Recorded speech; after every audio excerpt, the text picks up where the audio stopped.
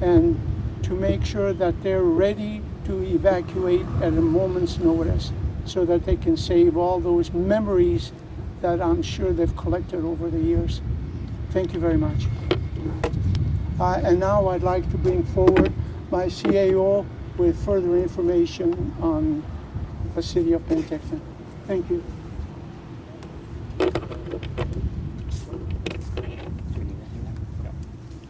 Good day, everyone. Donnie Van Dyke with the City of Penticton. I'm the city manager working for the mayor and council.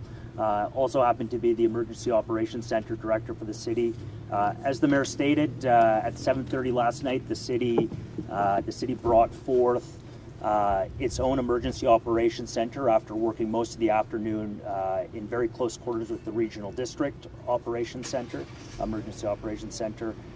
Shortly thereafter, we started to ensure that critical infrastructure was available and protected. That included manning our water treatment plant so that around the clock, commencing last evening, to ensure that any available water that was required was available. Within the evacuation alert is our public works yards, our electrical department yards, Fire Hall 2, as well as our water treatment plant. The city is currently working through plans and contingencies to ensure that critical infrastructure remains protected. In addition to that, we have a responsibility to provide information to the almost 3,700 property owners in that neighborhood that are under evacuation alert. So our communications team is using all avenues, and thank you to the media, as mentioned by the mayor and chair earlier. So I can tell you that the city is fully stood up its Emergency Operations Center. We remain at alert. We are currently planning for evacuation planning should the alert become an order. So that involves everything from route planning to ensuring transportation logistics to ensuring the appropriate reception centers and housing of possible folks if the alert were to become an order.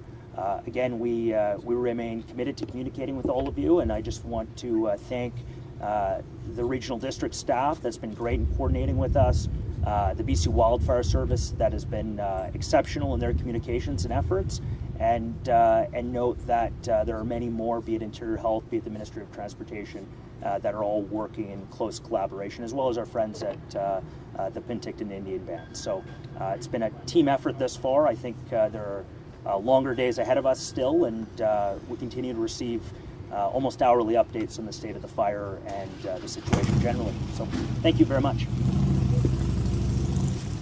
All right, before we get into our question and answer session, I just want to make sure that everyone has the audio that they need and the shot that they need, because I see a few people moving microphones around. If everyone's good to go, I think what we'll do is, if you don't mind, we'll start with the chair of the Regional District of Okanagan-Similkameen. Unless you had specific questions for any one of our three guests, we'll start with the chair, give you an opportunity to ask her a few questions, and then we'll cycle through, I think, the same way, just again to try and keep that physical distancing, if you don't mind. So we'll just wait for that airplane and this microphone, and we'll be good to go. Thank you for your patience. Thank you, Eric. Yes, go ahead. What's the status on the on losses at Heritage Hills? I understand there was at least a new building loss. At this time, unfortunately, we're not able to confirm if a loss has occurred or not.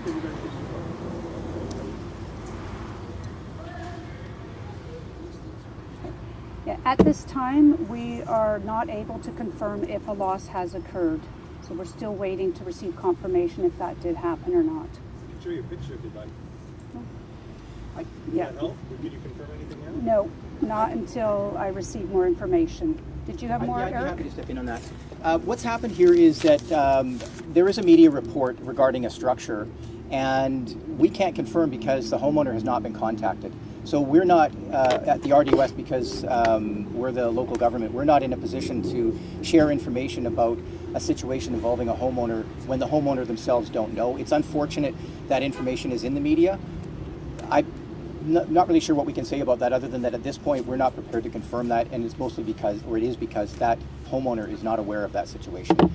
Puts us in a difficult position, but it's not something that the RDOS at this time can comment on. So what's the process here in letting the homeowner know, and do you have a timeline for when they will be told? We do have a timeline. The homeowner is trying to be we're trying to contact the homeowner right now, probably I'm told within the next hour or two. It's been ongoing throughout the morning. And again, it puts us in a difficult position because you don't want to start sharing information about someone's property if that property owner doesn't know. But as soon as that happens, we will absolutely let the media know. We're hoping that will happen within the next hour, and I hope you can appreciate the sensitivity of this issue. So you can tell us you're trying to contact a homeowner at Absolutely. this point. You're not trying to contact homeowners, plural. Correct. Can you talk about the fires, the structure protection going on in the RDOS? It's been a lot of effort. I see a lot of different fire departments working on protecting structures. How difficult of a thing is that to work? Well, sorry, BC Wildfire is the lead on this, so we are supporting them, and the Okanagan Falls Fire Department is their first fire department in response because it is in their district. And we do have mutual aid agreements throughout the regional district. So we've had strong support from all of our municipal and rural fire departments throughout the whole regional district. So throughout the night, we have had different departments showing up to help out and let others leave and have a break. And that will continue to keep happening throughout the day and until this fire is under control. If there is an order for people to leave, we've already spoken to one homeowner who says that he would not abide by that even if it came down. What's the procedure, and what happens if somebody decides to stay at their property despite an order? I can jump in on that. I think at this point what I might do is invite Donnie Van Dyke, the city manager. He deals a little more closely with that type of situation. But what I can tell you from my perspective, being in the Emergency Operations Center, you cannot force someone to leave their home unless they're a minor. And if someone chooses to do that, it's really unfortunate because it can put emergency personnel in danger. But Donnie, did you want to comment? No, I think that's basically what you can say is that it is so much better if people can cooperate if they're asked to leave and leave their property. It's totally understandable why someone wouldn't want to leave their home when there is a fire approaching, but it's really about life safety. That's the most important thing. And that's why when these evacuation alerts are in place, it's so important for people to prepare. And if that means your precious mementos and other things like that, that you need to take them to safety, now is the time to do that. But more importantly, your family and also your family pets, now is the time to make sure you have a plan for your family and your pets so that you don't have a situation where someone's knocking on the door and you're saying, I'm not ready to go. And at this point, I think I'm going to ask, in the interest of time, I'm going to ask the Mayor of Penticton to step in if you have any further questions. Want me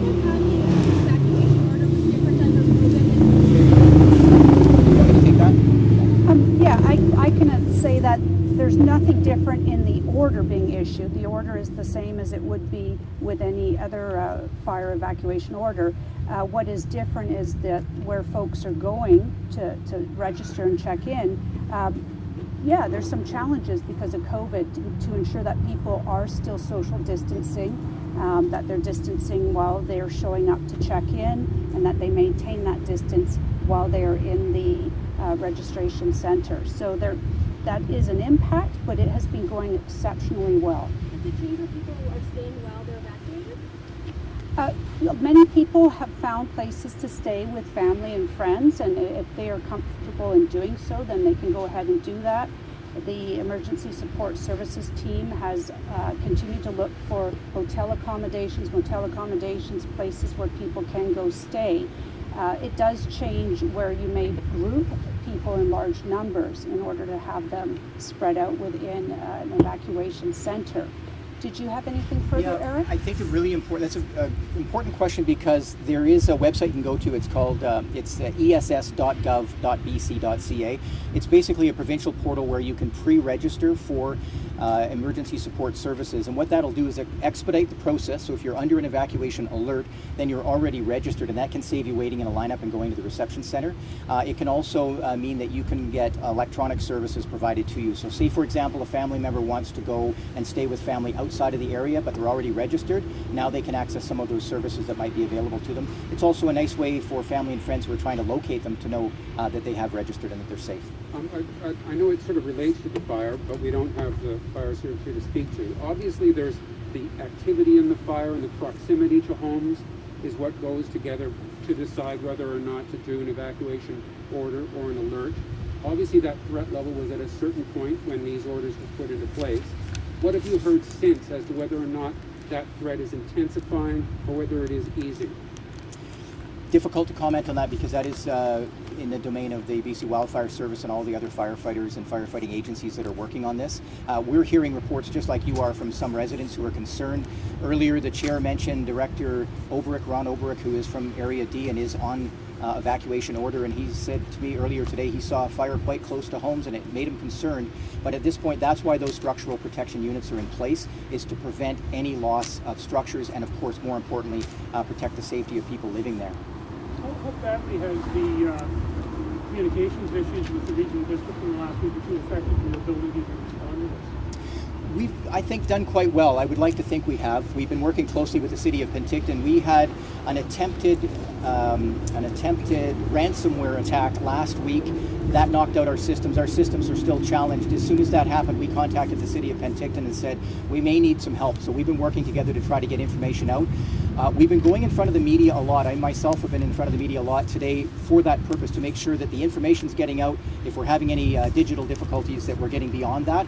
I'd like to think we're doing well, but I'm sure if we're not, you'll let us know and we'll try and fix it immediately. But for the most part, we've made the adjustments we need to. Is that part of the problem of contacting the owner of the rumored destroyed house? No.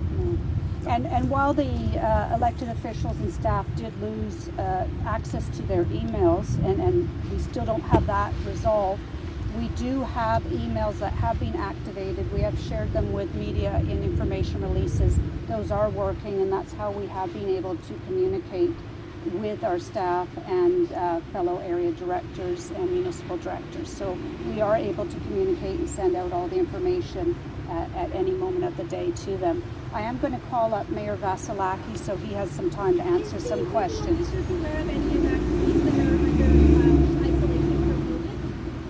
We are not aware of anyone that is experiencing COVID. Did you have? We have not heard anything about that, and all those procedures are in place, and they're very rigorous at the reception center.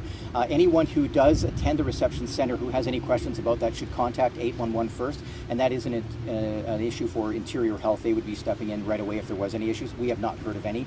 The reports we're getting from the reception center, in fact, are that everyone's really COVID compliant and that it's going well as far as we know. Oh, but in terms of, do you know if anyone who's been forced out of their homes is self-isolating due to COVID? We have not heard that information at all, no. What if that was someone's case, what does happen with that person? Well, again, they would need to contact 811 to start with, or Interior Health directly, and it would be an Interior Health issue. They would have to step in to decide what the situation was. And there is a lot in place. I don't have the details on specifically how that would work, and it's a bit of a guessing game as far as the different scenarios. But let's say procedures are in place to ensure the safety of anyone else who is in the reception center. One more quick question.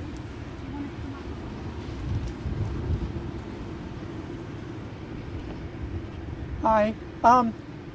I see city staff and regional district staff, they're distancing themselves, but the media isn't, and we've been getting some reports that the media is not distancing. They're not following the 6 foot, the 6 foot distance. So please try to abide by the regulations. Thank you. Okay. Mayor, you're under an evacuation. How are you feeling right now? Not happy. I can tell you that. My wife is concerned. 51 years of history in our family, because that's how long we've been married, is in that home, and it'll take a lot more than a day to pack it in a truck and take it away in case anything happens. I've heard from a few armchair firefighters this morning who are saying, why aren't there more planes in the air tankers? Are you hearing complaints about that? Are you concerned? Are you happy with the response, what you see so far? No, none at all. I'm very pleased with the way that the BC Fire Service is running their end of the show, along with our own people within the city of Penticton and the regional district. They're all cooperating very, very well and getting the best job they can get put together in place. This might be better for the EOC director, but hypothetically speaking, if there was a mass evacuation of 3,700 properties, what do you do? Do they go north? Do they go south? Where do they go? I'll tell you, and I can speak on this. As in previous year, we have one of the largest convention centers outside of Vancouver, and it holds hundreds of beds. There's enough room there so we can space personnel and people apart. If we have to, we'll put it back into service and they can all move into that area. You can fit 3,700 No, people. no, we can't. But there's a good start there.